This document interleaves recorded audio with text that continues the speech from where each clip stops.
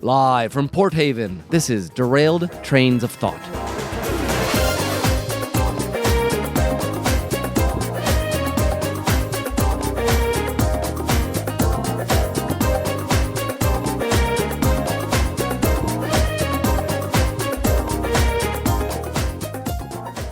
Hello, everyone, and welcome to your premier podcast on storytelling for the creator and the consumer.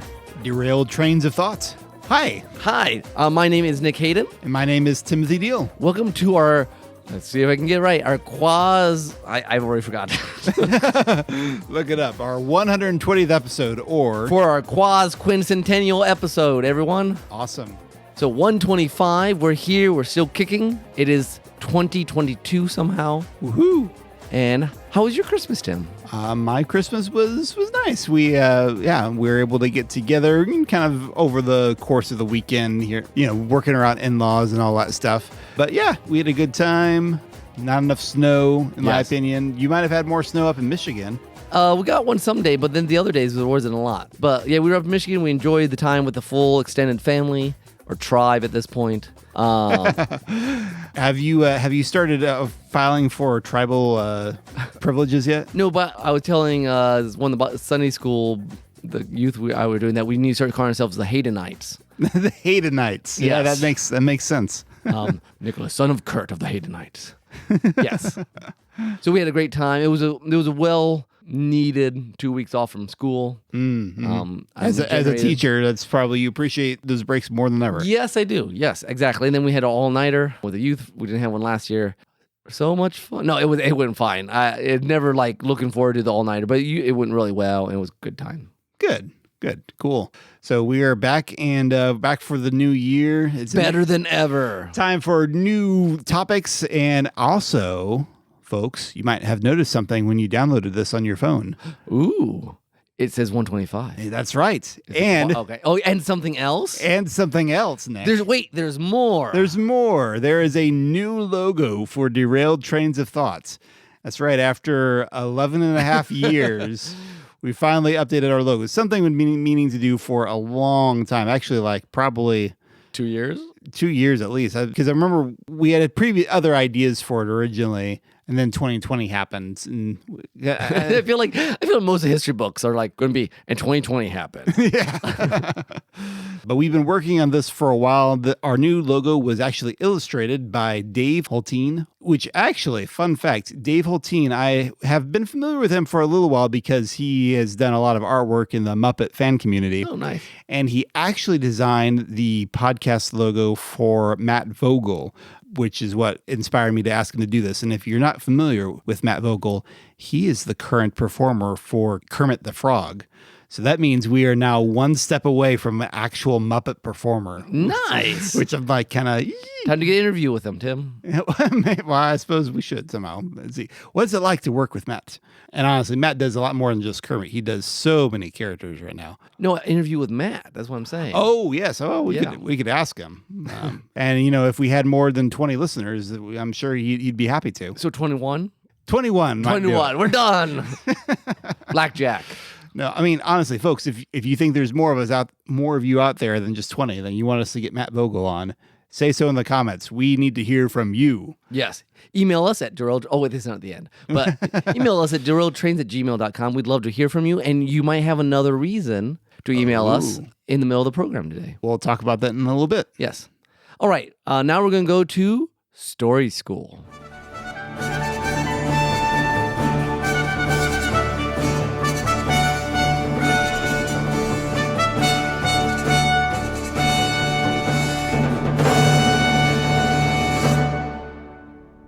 So Story School, if you're new, welcome. Hello. I'm very glad to meet you. Happy New Year. Yes. Story School is where we talk about some aspect of storytelling. Sometimes it's philosophical, sometimes it's practical, sometimes it's just commiserating with the inability to come up with an idea. But today's Story School is going to be talking about nonviolent resolutions to conflicts.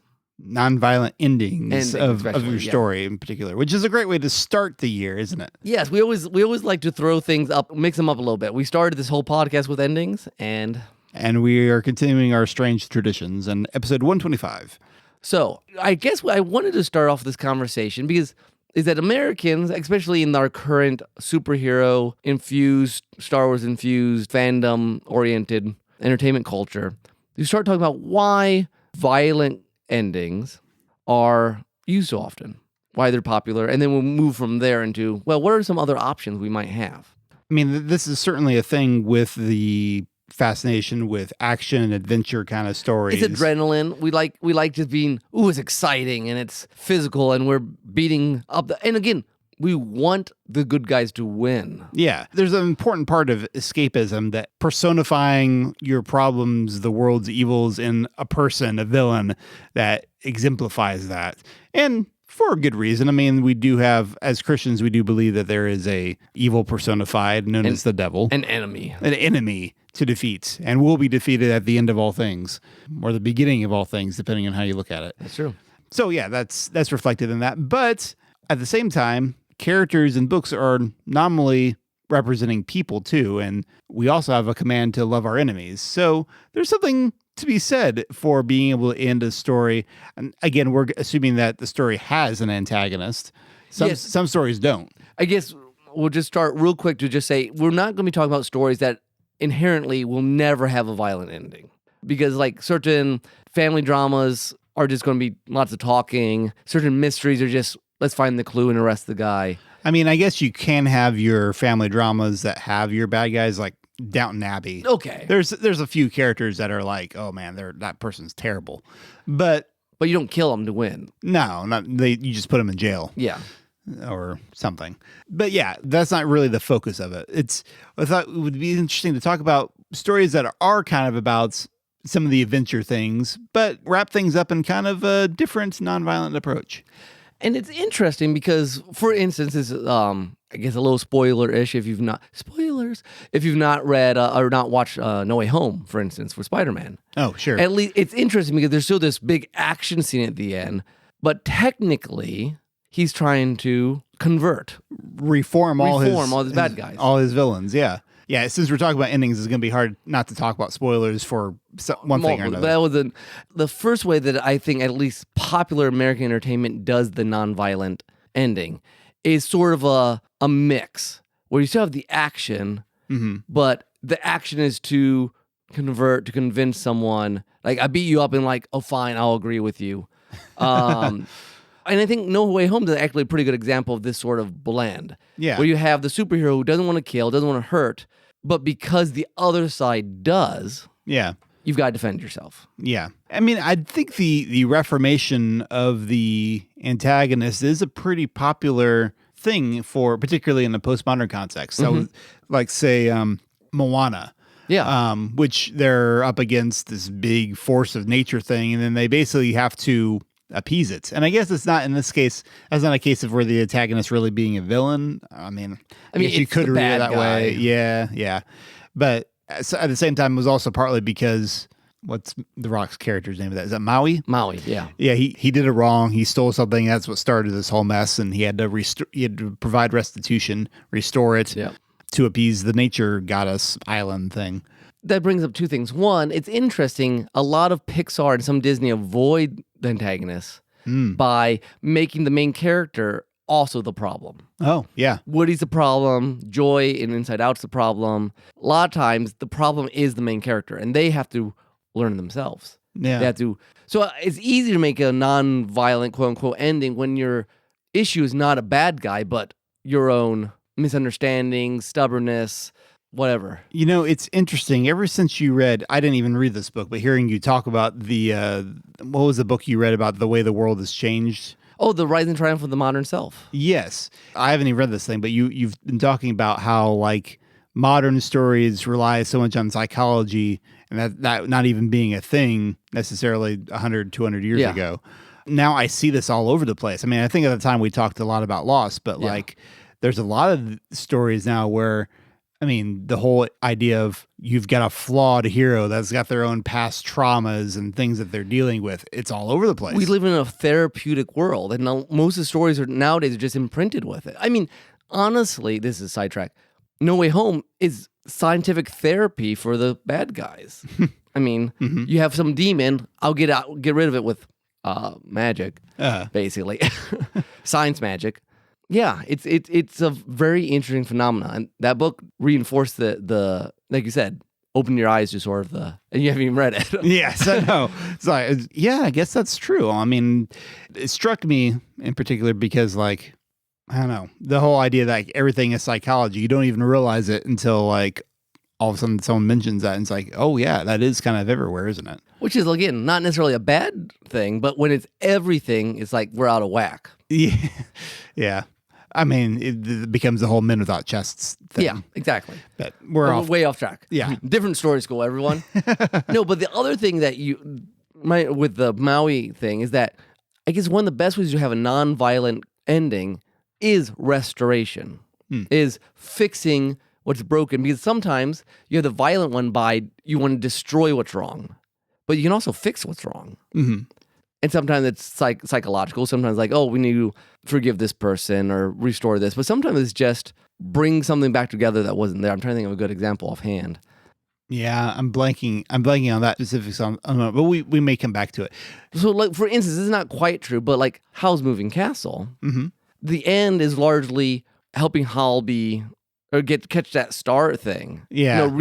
Reconstitute. Reconnect him with his heart. And Yeah. there's a lot of subtleties in Howl's Moving Castle that Yeah. you can kind of read between the lines and like, what does this mean? And I remember my sister Danielle, she's lived with Howl's Moving Castle so long, every now and then when she introduces someone new, she's like, oh yeah, there's a lot of weird stuff in it. And I have this long understanding of having watched it so many times and how things connect and interlay that some of that stuff is can go way over your head the first viewing. Yeah, you need to watch it. It's a very layered movie. Yeah.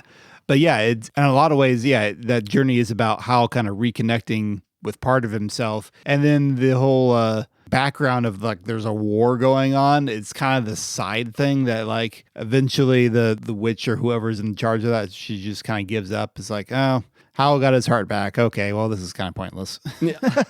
Like it's with an anticlimactic way to end. Well, and then there's that one prince who apparently had been kidnapped. Oh yeah, Turnip Head, yeah.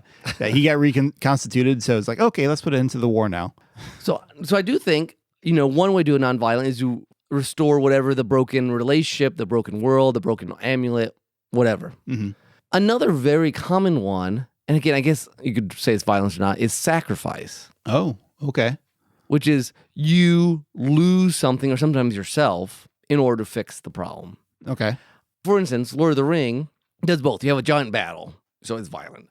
But getting rid of the ring is really just sacrifice, a lot of it. Just throwing it away. It's getting rid of it. It's more complicated than that because you have Golem and stuff. But I think there's a lot of areas in stories where the fix is by someone good giving up so that we don't kill the bad guy.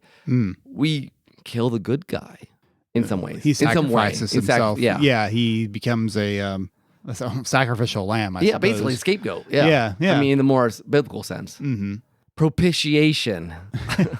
Weirdly, one of the first things that comes to mind is the really bad adaptation of The Black Cauldron. Where Gurgi throws himself into the cauldron basically and that's what kind of destroys the power of this thing. Oh, okay. But the idea is originally he's supposed to die, but it's Disney, so he doesn't. Yeah. But I'm sure there are better examples. I mean, this is not quite violence, but it is an interesting. Okay, this goes back to restoration. It may not completely. It was never going to be a violent movie to begin with, but you watch this in Wonderful Life. The quote unquote violent way was you somehow get Potter punished. Yeah. Mm-hmm. But that's not even a thing at the end. Like, Potter just disappears. Like, it doesn't even matter because George Bailey redeeming, fixing, restoring his own view of life makes the antagonist not even matter anymore. Yeah, which is very interesting. I actually came across, I think I might have mentioned this on the podcast before, I actually came across a copy of the script, or at least an older version of the script or something at film school once, and it did have a scene of Potter getting his comeuppance, basically. Interesting. But it would have cut away from the celebration at the Bailey's house. And that's just not where your emotions are at the moment. Yeah. Like, really, once George gets rescued, who cares about Potter? Yeah, there's this famous line, well, for me, in The Fountainhead by Ayn Rand. This one guy who's a bad guy comes to the Rourke, who's a good guy, and says, "What do you think of me?" And Rourke says, "I don't." Ooh. I mean, I guess that's a punishment in a way. Because the whole book's about sort of what it means to be selfish. And again, Ayn Rand's philosophy is wonky. But the fact that the bad guy, his whole worth and meaning was caught up in what other people thought about him. But that's kind of what you have there. In some ways, you disarm the bad guy by making him not even a threat. Not even necessary. Yeah. Yeah, that's an interesting way to do it, where he may or may not be redeemed, but he doesn't have power. He doesn't have power anymore. Yeah. You don't see that a lot, but it's actually a really it's neat when it comes up. Version. Yeah. Yeah. Actually, okay, here's an example I was thinking of earlier today. Free Guy. Did you ever see Free Guy? I never did manage to see it. Okay, well, this will be kind of spoilery, but that's fine. So the bad guy in that is basically the CEO, the guy who owns this MMORPG that's the characters live in this whole world. And in the end, there's this person outside the world who's had this pending lawsuit against him. But in order to save the people in the world, she basically makes this deal with him. She'll end her lawsuit and she'll give him all the profits. She just asks for the code of this thing. And he agrees to it. So they on the surface, they're just they don't kill him or anything. They just, it's not an obvious win. They make a deal with him and he goes his separate ways. Now he still winds up getting comeuppance because all the situation and his own actions have caused the media he gets a lot of bad media press, and his new game is a failure because he's cut off all the people who had the actual talent. So he still ends in failure, but it's not because of the good guys going, aha. I mean, unless you count what they do throughout the whole movie, but it's just a little bit different. He definitely loses power by the end of it. I guess that's fascinating. Just I hadn't thought much about that idea of that just somehow draining the power for whatever the power is, whether it's sometimes just I don't believe in your lies anymore, sort of thing. Yeah, or sometimes you just have the heroes manage to turn public opinion against the bad guy, or the antagonist. It seems like I watched a DuckTales episode with Magica. Is that her name? And she was trying to, I don't remember her name, I only saw it now and then, but she was having dreams. The one late girl who used to, what's the girl that used to work for Magica? Lena. We're having these dreams and basically was trying to convince that she was a horrible person. Then it was basically the power of friendship sort of thing. But then you drain the power out. Then you don't beat her up. You just move on. and then sometimes sometimes you have the classic the trick. Since I'm thinking of DuckTales, I was just thinking when Glomtails, that episode. Oh yeah, is that the one where he has amnesia and so he's actually happier for a while? No, I haven't seen that one. I've heard of it. No, this is one where he gets he decides that Scrooge wins because of family all the time, so he's going to make his own family. Oh, so he gets all the bad guys, but then he loses basically just because some trick that I think was. Which I don't know, the one that loves money. Yeah, Louis. Okay. In that series, yeah. And so again, because it wasn't a fight necessarily, it was just... Yeah, that's right. I forgot about that. He basically tricked him into giving him control of the whole... Yeah. I mean, it's like the end of Aladdin. It's just a trick. That's okay. Yeah, that's an interesting point. He doesn't actually beat Jafar as the giant snake. He's just tricks him into... So, I mean, I guess you could still, it's kind of an action scene, Aladdin is swinging a sword around, but yes, the outsmarting your opponent is definitely a category of this sort of thing. Like, say, MacGyver, for instance. Yes. MacGyver has this whole thing about not having guns, not liking to use guns, so he winds up coming up with these out-of-the-box pseudo-nonviolent things, although I will point out that sometimes it's still he's just waiting until the police or someone who does have guns can arrive. Yeah. I mean, that's basically a shtick for Doctor Who, too. I don't use guns, but I'll smart them, and the people die all the time anyways. But, yeah. So I guess, what do you think about this, Tim? So we're talking about nonviolence. It seems like it is very hard in a show that has basically a physical antagonist to have an ending that doesn't have any sort of action scene. In this genre, I think it's pretty difficult. But I mean, it's clever what people can do, especially for kids shows, to kind of balance that, to make it interesting without being and having a different flair for it without just utterly defeating the opponent. Yeah. An example of this, actually, Miraculous. Okay, yes. Also known as Miraculous Ladybug. I don't know how much of the conceit you know of this. But the whole thing with the main bad guy in the series, Hawkmoth, this will sound ridiculous, but bear with me. His whole thing is he will corrupt some sort of butterfly thing. And he can somehow sense when someone's dealing with very dark emotions, like they're really sad about something or really angry about something. And they'll send this corrupted butterfly thing that will basically infect them through some object that they're holding that is related to whatever this current trauma that they're going through. And by doing so, he gives this person superpowers, turns them into a super villain temporarily to basically go after the artifacts that give the main superheroes and Miraculous, Ladybug, and Cat Noir their superpowers. So Ladybug and Cat Noir then have to figure out, okay, what's the thing holding the little butterfly, which is called an Akuma? What's holding that? Or what was the thing that caused all this to happen? Okay. So they have to figure out not only just how to beat this thing and get the thing away from them or get the Kumaized object away from them, but they also have to to understand that, they also have to figure out, okay, what may have caused this in the first place? What really upset this person? So it's a kid's show that has, they still have lots of running and jumping and punching and kicking and all that kind of stuff. But each episode, they're also trying to rescue this villain that's been, for lack of a better word, possessed. Of a sort. It's also a redemption story. So it kind of combines two of those things. It's interesting. I think the combination comes up a lot because we like the action. We like because I want to teach fiction writing to middle schoolers. I'll say that the best stories have both a physical resolution and an emotional resolution. Someone wins, but also their emotions because it's therapeutic. There's a movement emotionally somewhere. Sure. And so I think a lot of these we had the fight because we like that, but then we'll stop and figure out what our differences are. Right. Particularly in the visual mediums. Especially in visual mediums. We like having the fight. Written ones will play with this a lot. Like manga, some people will have entire conversations while they're flying through midair. Well, I think the difficulty too with nonviolence is this: if you have an actual antagonist, that means you have some deep difference between two sides. Yeah, and either they can be reconciled in some way, or they're irreconcilable, and someone's got to win. Yeah. So you either have to convert someone, or someone's got to win. And it's interesting because part of this topic came up because a while ago I read two different articles. One about Miyazaki saying that he liked female protagonists more often because they had more, breadth or area in order to find other solutions besides beating each other up.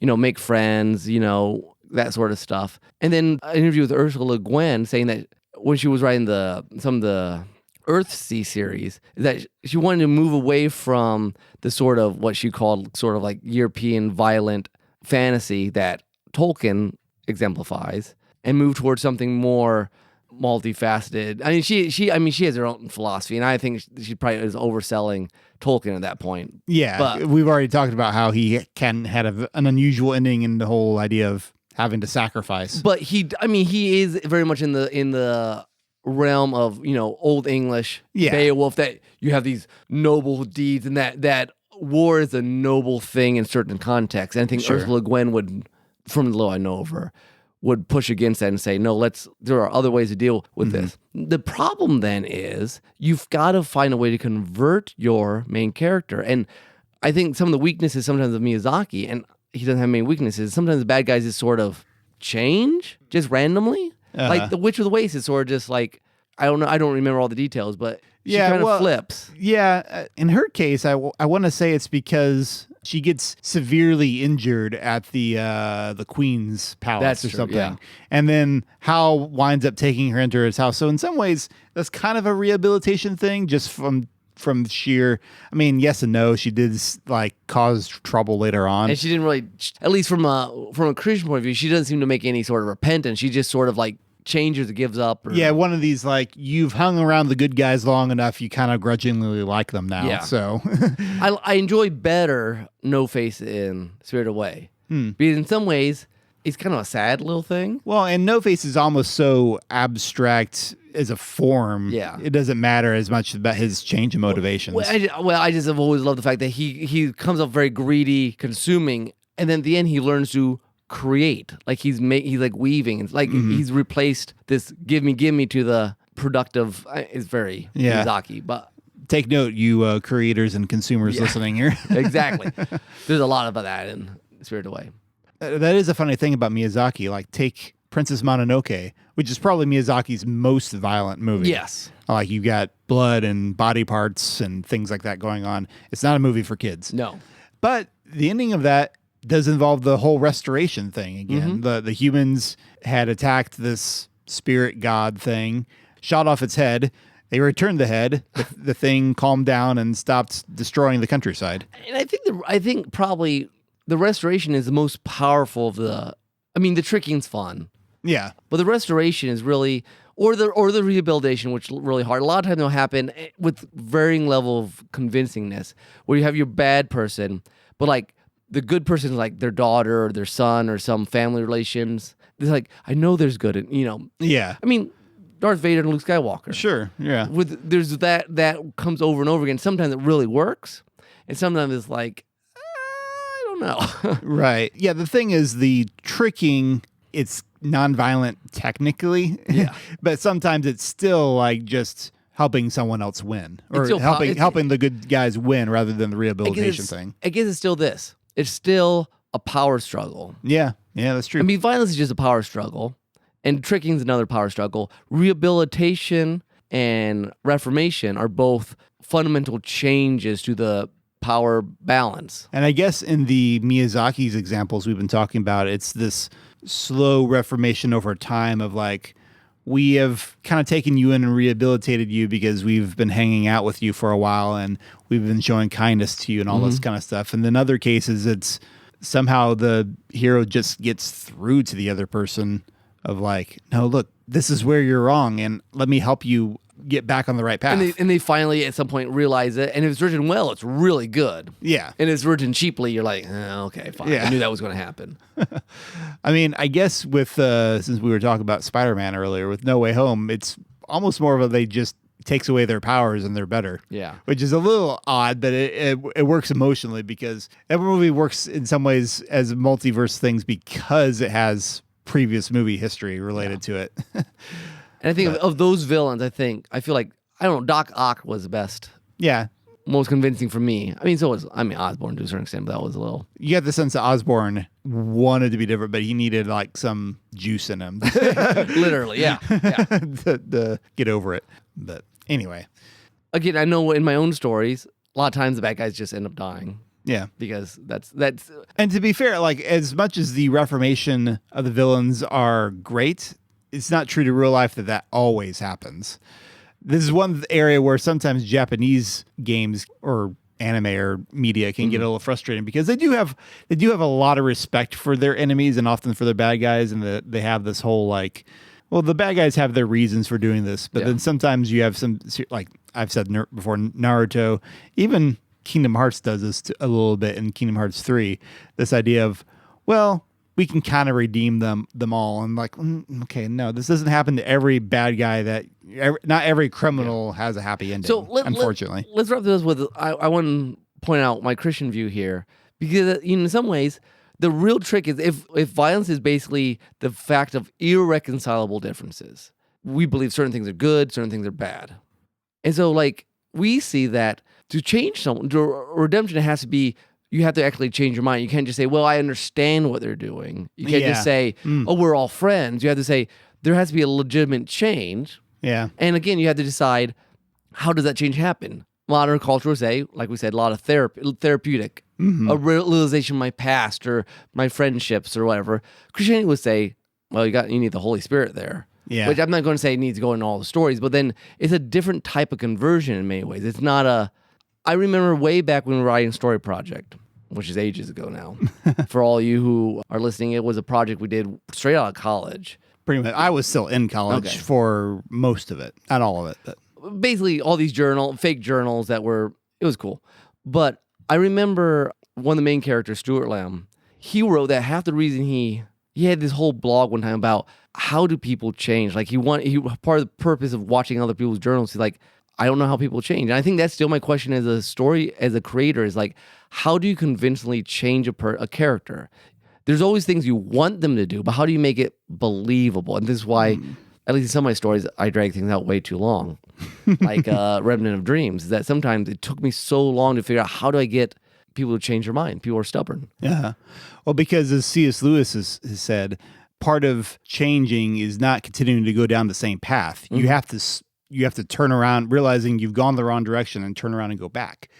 Sometimes that simple matter is there's a lot of pride that stands in people's way of making that admission that I was wrong, I'm going the wrong direction, I have to go back. So Christians have both these endings that are possible in our stories, because on one, we believe anyone can change. On the other hand, we believe at some point there's an ending time and some people will refuse to. You know, it's interesting though, it occurred to me while we were talking about this that the biggest source, the source of redemption that Christians believe in is actually a very violent story. That's true. The story of the cross is extremely violent. Mm-hmm. And yet somehow it provided a gift of salvation that is free to anyone and that is 100% peaceful if all you have to do is accept it, which is wild. I mean, it's a fascinating paradox. God loves his paradoxes, I think. And I agree. The violence that brings peace, the death that brings life, all these things are very hard to wrap your mind around if you think very long. But I think stories inherently reflect these things. That's why sacrifice always works is such a powerful thing in a story to bring peace. You know, the person dies and both sides stop fighting and like, oh, we're going to be good now. Yeah, because it's true. It is true. All right. Well, there we went very deep there. Thank you, Lord. Yes. So there we go. We'll go now on to our first soundtrack.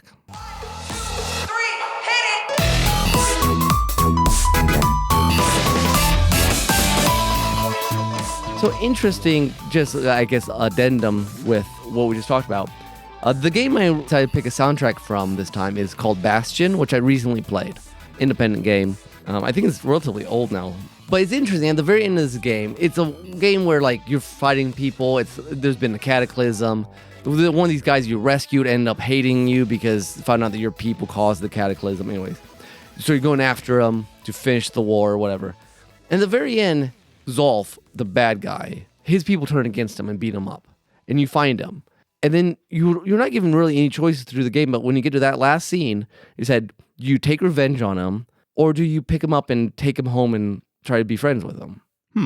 And so I chose the, hey, I don't want to fight thing. And it's really fascinating because then you're walking down this corridor and there's just all these bad guys. And they just start shooting at you and you're just carrying this guy. You're not fighting back or anything. Oh, really? And you have to use your healing things a couple times. And eventually then all the bad guys stop and they just watch you walk.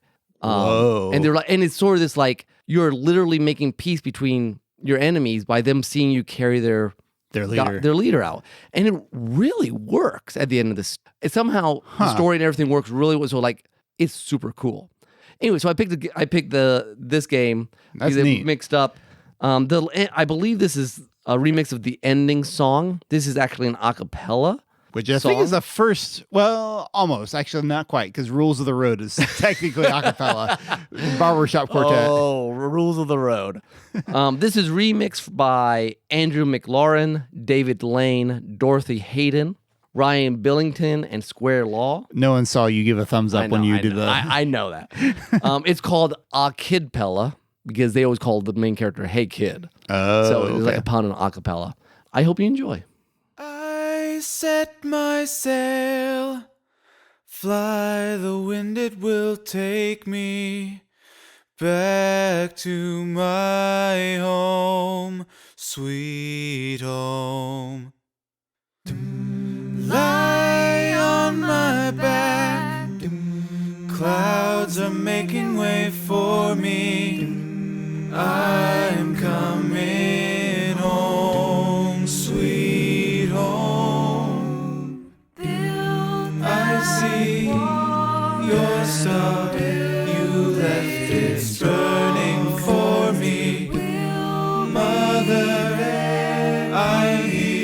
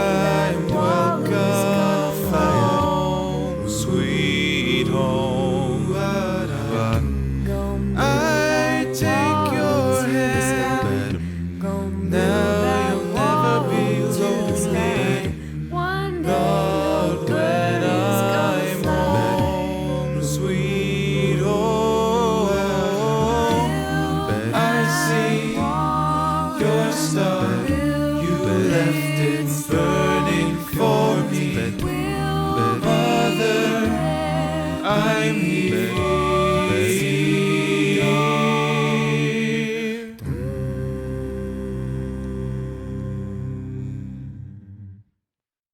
We are back. Hello. So hopefully you enjoyed that. Normally this time we would put a sponsor. At least we did all last year. You got a lot of interesting sponsors last year, Nick. Yeah, we made bank.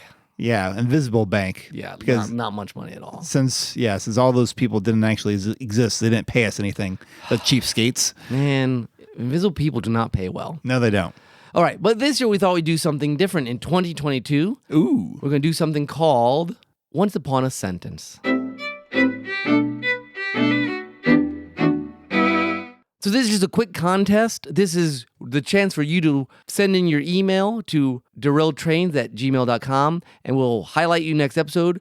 We're going to read a sentence from a classic book, meaning it should be a well-known book, not like some random thing I wrote or, a random Star Wars book or Something by a French author in 1732. unless it's famous. Yeah, unless it's famous. But this is hopefully the source sentence. If you've read the book, you'll recognize. But it's not so obvious that anyone can get it. Yes. That's our idea. So we're going to read you the sentence. You can instantly know where it's from. You are going to email us, say, I know what it is. Here's what it is. And then we will Give you a shout out next time. Exactly. If you get the correct answer, or if we get a whole bunch of these, Nick, maybe we'll have to draw out of a hat or something. Or maybe. We'll see. We'll see how this works. We'll see how this works. Yeah, this is kind of an experiment. So here we go. What is our sentence, Nick? Our sentence is, but 4 babies playing a game can make a play world which licks your real world hollow. Ooh. Let's hear that one more time. But 4 babies playing a game can make a play world which licks your real world hollow. Okay, folks, what book is that from? One sentence. Good luck. Good luck. Have fun. All right, and now we'll go to our take. On Tales.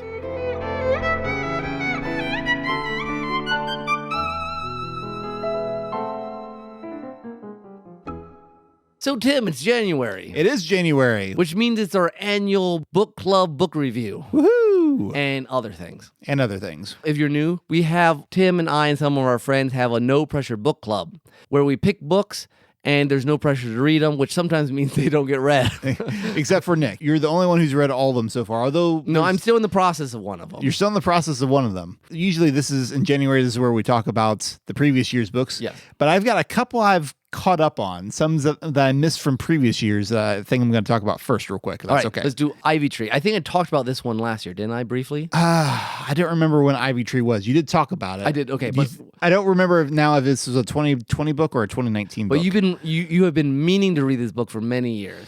Yes, actually, this is one my mom had recommended in high school, but now that I finally read it, I enjoyed it, but I could completely understand why I was not enthralled with it as a teenager. Yes, it's not really a teenager book. I don't think so. At least not a teenage boy book. Yes. Girls might be more into it.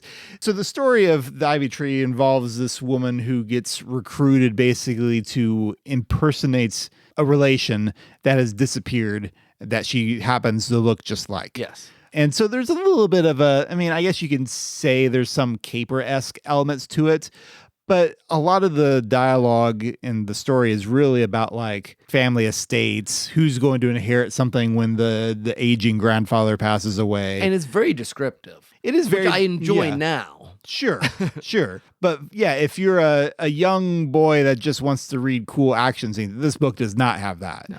Mommy, I remember at the time she pegged it as like a mystery suspense, and I was like, it's really not a mystery though. It's more of there is underlying mysteries in it, but And not there's in a the nice traditional twist. sense. And there's a nice twist, and the author does some nice holding the wool over your eyes. Mm-hmm. She's very clever that way. So I definitely enjoyed the book. It definitely feels more of an adult read to me, at least for who I am, than it would have been back then. But yeah, well worth it. The Ivy Tree by Mary Stewart. Yes, very good. I had no idea what I was getting into when I read it, and I remember thinking, yeah, it was really well put together. It was fun. Yeah, indeed. The other book that I finally finished, Great Expectations. Was it as good as you expected? I think so. This was actually a book Janelle had nominated. I think this is the first book Janelle nominated when she joined our club back in 2020. Did you know the play was coming up then, or was that? No. That was just serendipitous. That was just very fortunate because yes, I was actually in Great Expectations as a play. So I got cast in May of last year. So I was like, okay, this is time for me to finally read this thing. And it took me about 6 months, which is don't say that as a knock against the book. I was also trying to read other things during the summer and write during some of the summer before the play started. And once we were in the thrust of the play, I think I got through about 2/3 of it before rehearsals were really in the thick of it. And then at some point I was like, okay, I've already got enough of this story in my life. Yeah. I can't like leave my many hours of rehearsal, then go read more of it. So I actually took a break until the play was done for a while.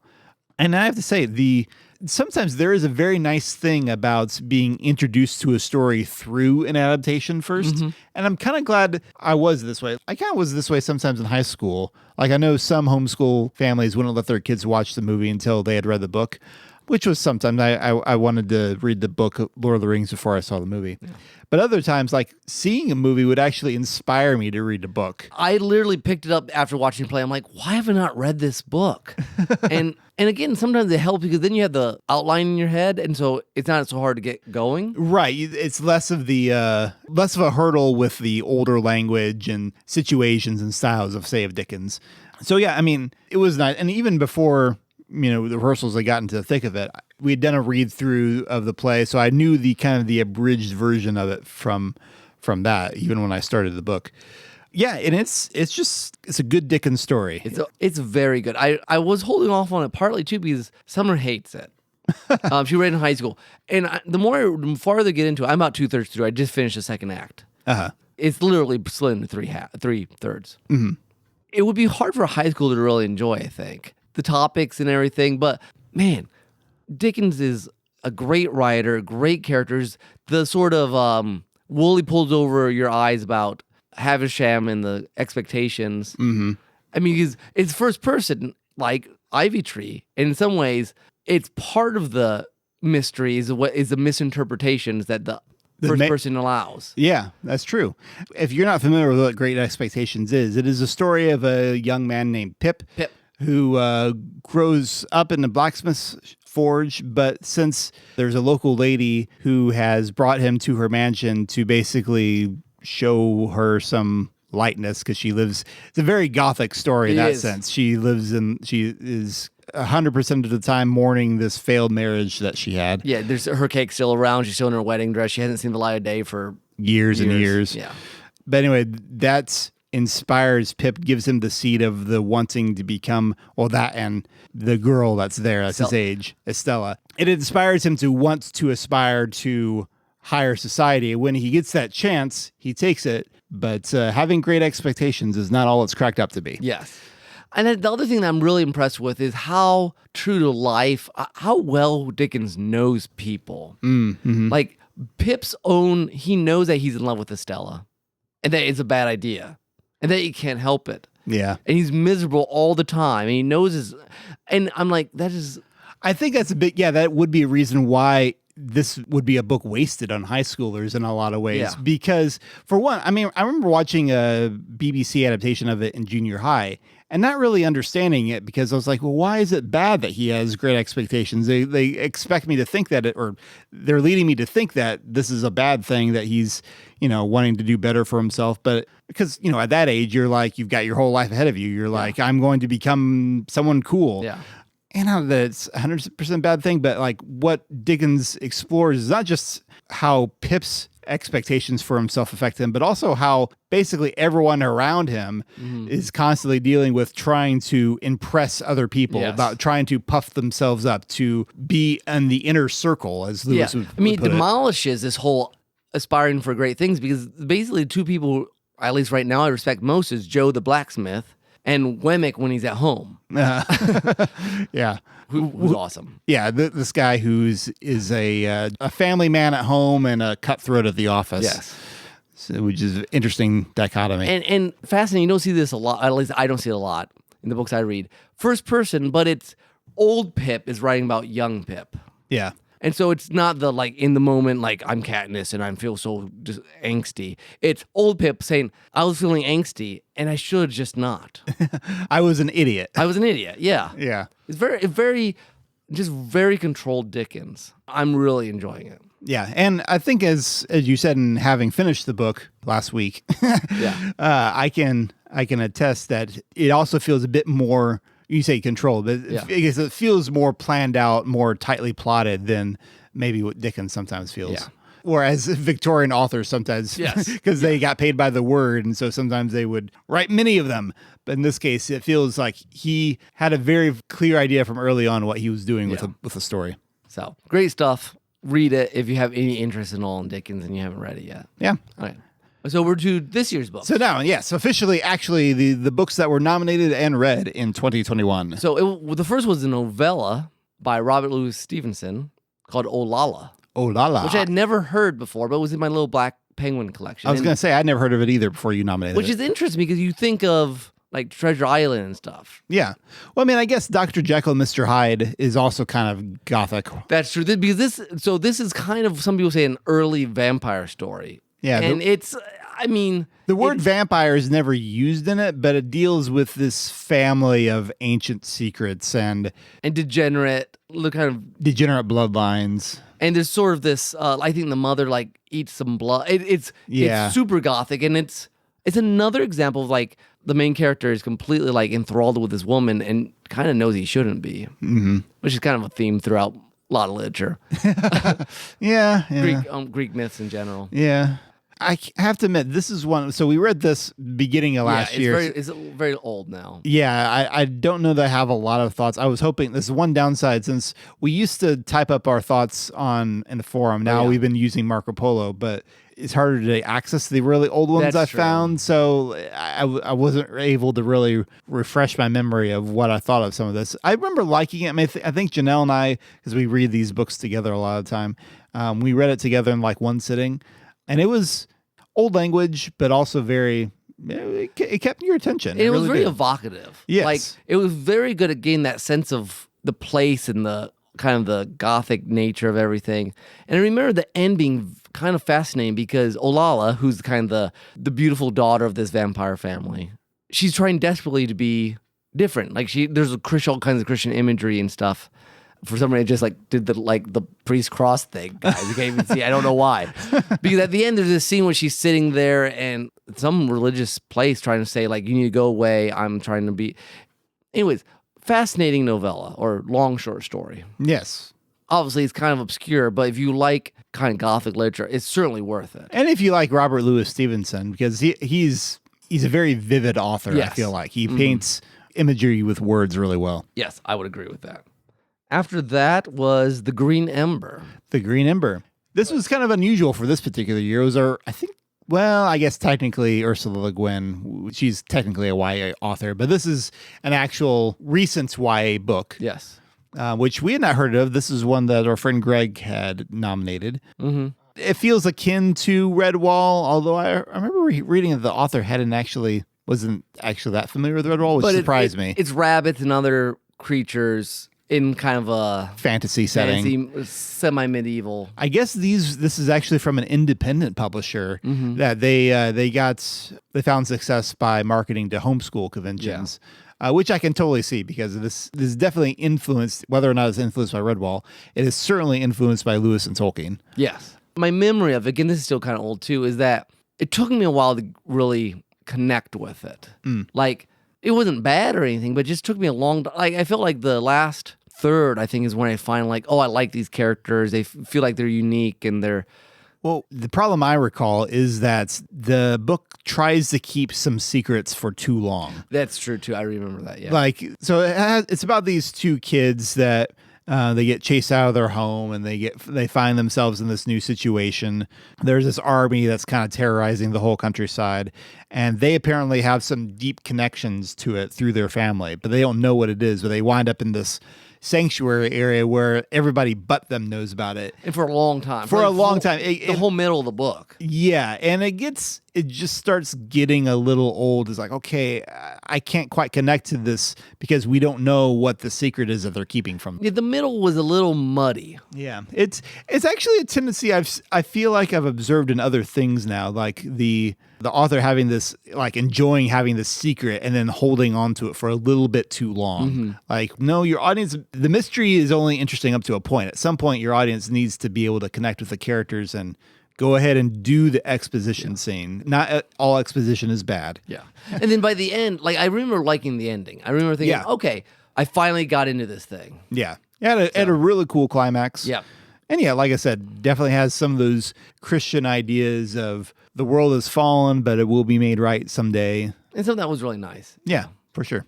So The Green Ember by, do you remember the author's name? Unfortunately, I don't offhand. Okay. Well, look up The Green Ember. It's a whole series of books, so. Yeah, there's 3, 4, 5. Something like that. Yeah. Then we read Sir Gawain and the Green Knight as translated by Tolkien. Yes, J.R.R. Tolkien himself. And I actually read the version that had Sir Gawain and then had Orfeo and Pearl. Yeah. Two extra poems. Then I read all of them. Yeah. I think we read from the same similar collection, but I don't think we read the side stories. So I don't know that I'd ever read any version of Sir Gawain. I've heard of Sir Gawain and the Green Knight, but I'm not sure I knew the story before reading this. It's a strange story. I mean, it's Sir Gawain is a knight of King Arthur's Round Table. The Green Knight shows up and asks for a challenge, and Sir Gawain cuts off his head, and the Green Knight says, "Good job. Come to my place next year at the same time, Christmas cut your time. head off." Yes, and you shall receive a similar blow." And of course, this is all told in some kind of pentameter or it's weird verse. English, like a lot of repeated consonant sounds. Yeah, that's right. It doesn't always rhyme, but it really emphasizes having similar lots of like alliteration, yes. and consonants, which is basically you can put in the middle of the words. True. But I think Beowulf was originally. I think this is a very kind of an old English style. Okay. And Tolkien does it takes a while to get used to it. We don't read poetry like that much, but as you get used to it, I kind of enjoyed it. Now you read it out loud though, right? How was it? Kind of was like reading a tongue twister in some ways, but I mean it was fun. I don't know that I don't know if it helped or hindered the understanding of what was going on to a great degree. We would generally stop at the end and kind of recap. Okay, what just happened? Yep. So it's interesting too because it's written in the style of when it was kind of a courtly manner of the knights. And so there's this whole plot line about him, like he stays with this other king looking for the Green Knight. Yeah, because apparently the Green Knight didn't give him his address. He's ready to go look around. Yeah. And then the king's wife like falls in love with him, but he's a very gentleman. So of course he doesn't do anything, but like about everything but. Yeah, he doesn't like the normal current Christian thing would be like, no, you leave the room right away. He's like, no, I don't want to offend her, so I'll hang out in your bedroom for a while, but we're not going to sleep together. We'll just talk. Like I'm very I'm very polite, so I wouldn't dare offend the lady. Yeah, and it's really kind of strange. I mean, it's kind of funny actually from a modern perspective. But simultaneously, they do this really interesting juxtaposition of those scenes with like this hunting scene with the king's doing. And those were some of the most image-rich scenes that still stick in my head. This sort of back and forth between the hunting the hound down and them. And so there's a really nice structure. Like if you like fancy literature structures, it's more almost about that and the images than the story. Yeah. Yeah, I don't know that I would be so in love with the story that I'd take the trouble to do a translation like Tolkien did. But I mean, I do feel bad in some ways that those of us who love Lewis and Tolkien really don't read a lot of the same stuff they read because so much of it just seems archaic to us. Yeah. And yet it had deep meaning for them. And I don't know quite how to reconcile that. But this is a case of that because like this was interesting on an intellectual level, but I don't know that I really gleaned much soulfully from it. It was interesting. One of the extra poems at the end of the book was much more religious overtly. It was like almost like a parable or dream sequence of like the daughter has died. I think it was the Pearl or whatever that one was called. And like the father like dreamed of her and she was talking about, no, don't worry about me. And then did all this vision of heaven and all this other stuff and that the suffering's okay. And It was pretty interesting. It was very religiously oriented. Nice. And there's a short one. But I think like if you're into that stuff, you start living this Beowulf, Sir Gawain sort of level of like, it's a whole different world. Yeah. Than what we're used to. And like Tolkien brings it to us in Lord of the Rings to a certain extent, but he is not super modernized, but at least is reconciled to English modern taste to a certain extent. Yeah. And there's certainly a lot of Tolkien's own experience that he brings to the Lord of the Rings that makes it a bit different. So it is more of a academic read than like, I'm just going to sit down and enjoy this. But if you enjoy old poems. Yeah. And interesting, a complete coincidence that there was like this indie movie based on the Green Knight that also came out this year. That was this one that Nathan had nominated? Yes, and I think he watched. I thought he was hoping to see the movie. I don't know if he did. Because I know this is not the first time he had nominated it. Yeah, the book. So we'd been meaning to read it. It had nothing to do with the movie. I haven't seen it. I know it was super artsy. I don't know if it's any good or not, but anyway. After that was Ursula Le Guin, The Tombs of Atuan, which is a sequel to A Wizard of Earthsea, which we read a number of years ago. Which is actually the very first book we read for this book club true. back in, I want to say 2016. And this is a very different book than that. It is. Wizard of Earthsea takes place all over Earthsea, about a main character named Ged who's becoming a wizard and dealing with this inner darkness, which we've probably referenced it at some point. But this book, Tombs of, how do you say it? Atuan? I say Atuan, but I don't know if that's right. It could be. I don't remember. I think we said Atuan sometimes, but yeah. Anyway, is all about a girl who lives basically in the same place for most of the book. It's basically a rundown temple that she's like the priestess, the priestess of death in some ways, the death cult. Yeah. So yes, it's very much more narrow in scope. It's very narrow, and it's very. When I say dark, I don't mean like it's violent or anything, but like a lot of the setting is just in darkness. Oh yeah, like because she spends a lot of time in the tombs of Atuan, and the labyrinth underneath, and she has to memorize it because like light is not allowed down there. Yeah, and it's fascinating because first off, Ursula Le Guin's a very good writer. We might mention this in the podcast, but it's fascinating to read because you don't know this death cult, whether we're supposed to believe that these gods are real or whether it all is just tradition that's been going on too long. Yeah. And then Ged shows up from the first book, like 2/3 through the book. It's pretty late. Uh-huh. And he kind of brings light into her world. Her world is completely closed off. Yeah. And he brings light into it and like literally and metaphorically. Like basically all these things that she had just kind of gone along with, suddenly she has an outsider like to kind of challenge those perspectives. And it is an interesting choice. I don't know, maybe we're giving a little bit too much away here. And if so, you can skip ahead like a minute or so. But as a Christian, it's almost like this, the whole like calling out a false religion thing. Yeah. Because on the one hand, it's like casting doubt on all these things you believed before, but it's not as if the religion is a complete fake. Instead, is like, no, you guys are serving actual beings, but they are not. there are some dark beings here. They're not good. You're basically worshiping demons of some sort. It's interesting. So I read at some point that Ursula Le Guin's father was an anthropologist. Okay. So I think that's where we get a lot of she has a lot of interest in old cultures and tribes. And I reviewed on here one time, Always Coming Home, which is very anthropology. I think that came out on the sidetrack, actually, last year. Yeah. So anyways, first off, it's a very well-written story. Second off, some of the layers of meaning of light and dark and growth and religion, I mean, it certainly is a literary book, but it's an entertaining literary book. It's not like, oh, it's reading Sir Gawain. It's like, it's a good fantasy book. Yeah, it really is. And it's not super long. It's like I said, it's very focused and very tightly done. So something like 150 pages or something like that. Something like that, yeah. It was very enjoyable. I'm glad we read it. Yes. Been too long since we had gone back to Earthsea. Although I kind of feel like we need to go back because we saw so little of Earthsea in that book. Yeah, that's true. Yep. After that was At the Back of North Wind by George MacDonald. This is one, sadly, I did not get to. This was great. I really enjoyed this book. So the North Wind is both a girl, it's personified. It's basically this lady who's the North Wind, and we'll pick up the main character, the kid, his name is Diamond. That's his name. Okay. Take him on adventures and stuff. But the farther you get into it, so the North Wind also represents basically suffering, hard times. Because the North Wind's always that bitter cold that comes from the north. Okay. But if you're at the back of the North Wind, you're good. You're behind it. Oh, okay. So anyways, you have all these adventures, and there's a lot of different things about suffering and the good that comes out of it. She's like, I have to go wreck the ship. He's like, why are you going to go kill all those people? Like, well, I've been told to do it. And she does it, and then later on you learn that like it causes this guy to repent and this. But at some point, the actual back of the North Wind is she takes him all the way north and as far as she can go. And he goes in, and it's basically like heaven. And he just spends a long time there. And when he comes out, he's very different. And like nothing, he has this peace about him that everyone else kind of says is like him being, they think he's sort of an idiot because he just doesn't worry about things.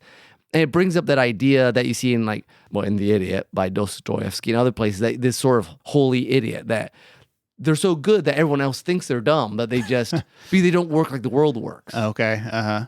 Okay, and this all sounds very heavy, but it's also basically just written like a fairy tale. Sure. There's some weird dream sequences. There's a lot of like nursery rhymes that are like he repurposes for various things.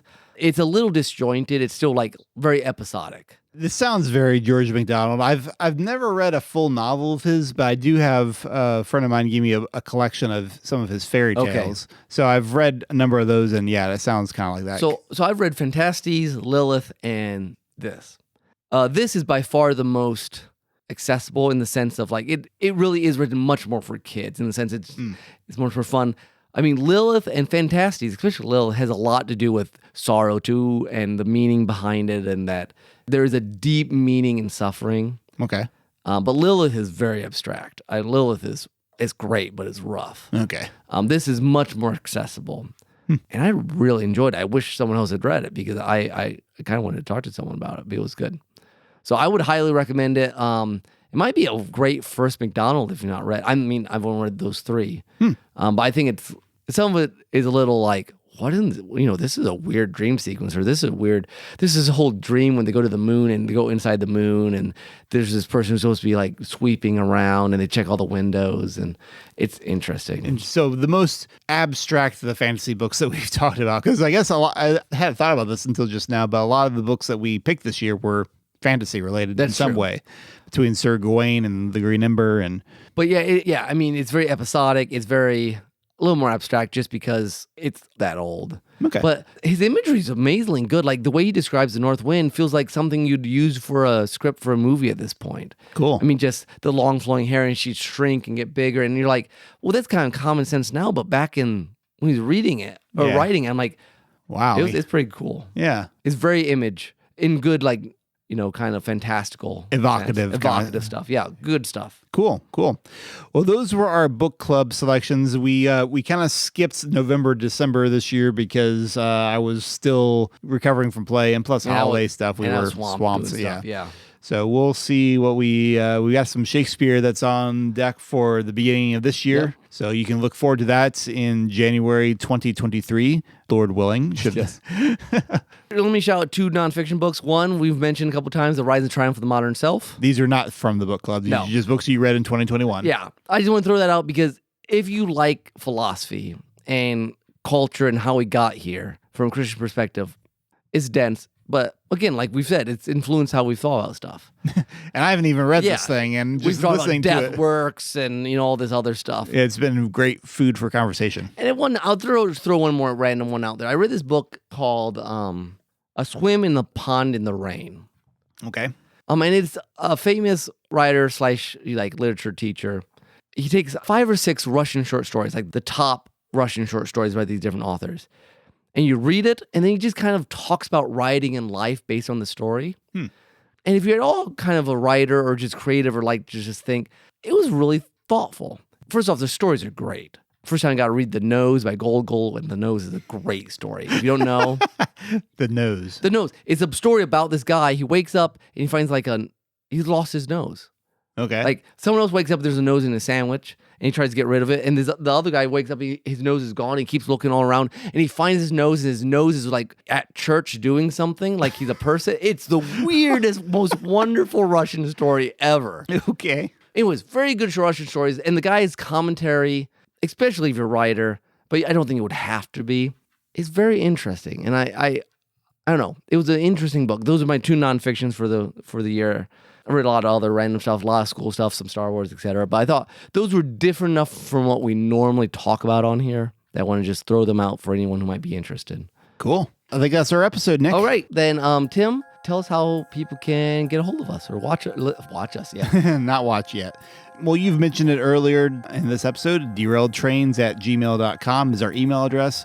Our website is still currently derailedtrainsofthought.blogspot.com. You can comment there. It's an old school website, but it functions. Yes. Although, I don't know, Nick, do you want them to send in their answers for Once Upon a Sentence on the website, or should that just come through the email? Let's just do email so we're not influencing anyone else. Okay. Yeah. Fair enough. So we'll make sure we actually check that next time. Yes.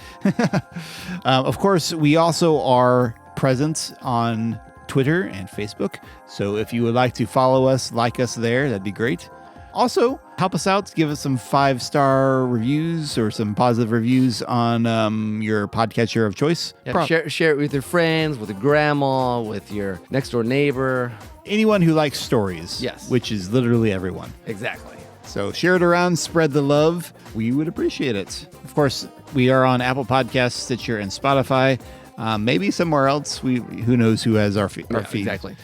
Tim, I think there's this magic shop here. Okay. I thought we might go check it out. We hadn't really even paid much attention to the we were town. so excited about 2022 that we just went straight. We forgot to let you people know what we were seeing here in Port Haven. Well, I mean, at least I was just enjoying the salt air and the seagulls and this beautiful kind of medieval looking town. It's very colorful. Very colorful. I have to say. But there's this cool magic shop I thought we might stop at. That'd be cool. Yeah, I saw the little like gnomish looking guy that was coming in and out and helping people with that. So, yeah, I'd be down. Maybe buy some potions. I wonder if we can actually bring anything back to Indiana. We should try. Would the podcast let us do that? Who knows what the podcast will let us do? Yeah, it's hard to say sometimes.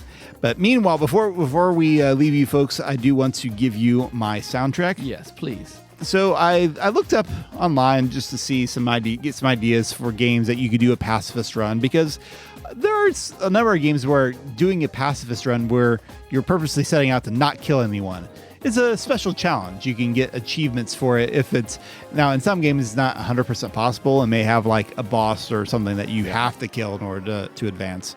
Undertale is well known for having a pacifist mode where you can try to make go friends through with all the enemies. Make friends with all the enemies. Yeah. At least that's what I hear. But I wound up going with a remix from a game called Mirror's Edge, which is a first-person parkour game. It's not a first-person shooter. It's a first-person parkour. Now, you can use weapons in this, but downside of that is that since it's parkour, you want to have your hands free, to grab a ledge or swing down a zip line or something like that. So you can. Now, the ending, I guess, too, it's not a final boss fight, but I guess in the ending, the main character swings into a flying helicopter and knocks the bad guy out in order to save a hostage, basically. So not a perfect choice, but still close. Yeah. And this song is called Clear Reflections. It is by Sir Nuts, and it's just kind of a nice uplifting trance to close out our episode today. Sounds great. Hope you all enjoy. Until next time, this is Tim. This is Nick. Bye-bye. Adios.